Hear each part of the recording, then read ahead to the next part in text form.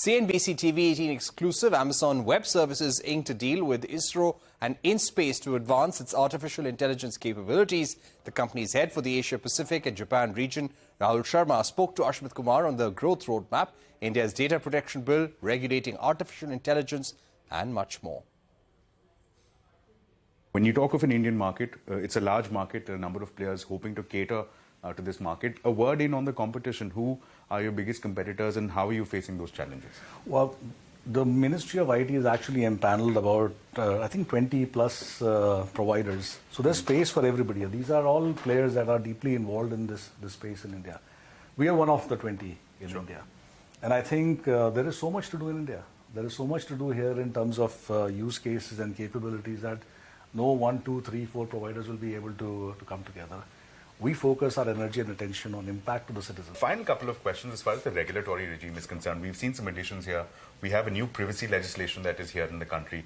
Can you give us a sense as to what is your understanding of it, as to how it impacts you, and whether there is a need for perhaps a staggered rollout of the privacy law, of the DPDP law, to ensure that there is more engagement with the industry and that the industry is also on board? Well, we've been working with the Government of India for many years on this. And it's been they've reached across to many different stakeholders in a very open and collaborative process. So we've been working through that process. Just this week, the Minister of State was talking about in the Digital India dialogue about the fact, as an example, on the cross-border flow of data. And I think that, just as an example, is something that will really help startups in India and businesses in India that have a global aspiration or country working on global mandates, be really, help them in the growth. So things like this, I think, are important. We continue to work with the Government of India on seeing how this bill evolves. And I think it's a great collaborative process of discussion that the government is on. Let me also get a word in on AI regulation. I think for the very first time when we had the G20 joint declaration, this was the first G20 declaration that featured a resolution on AI. And there was conversation on the need to regulate.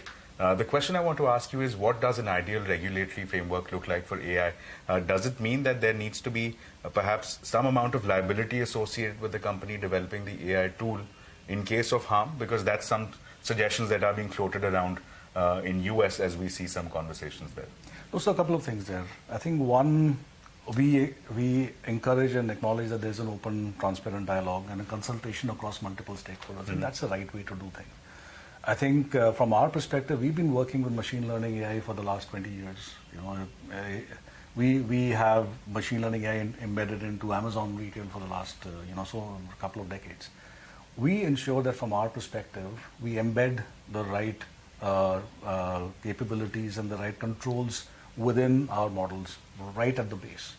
So that's I think from our perspective, that's the way that we believe that any new technology that comes in requires a level of balance. And I think this is not new for just any that we are seeing it for the first time.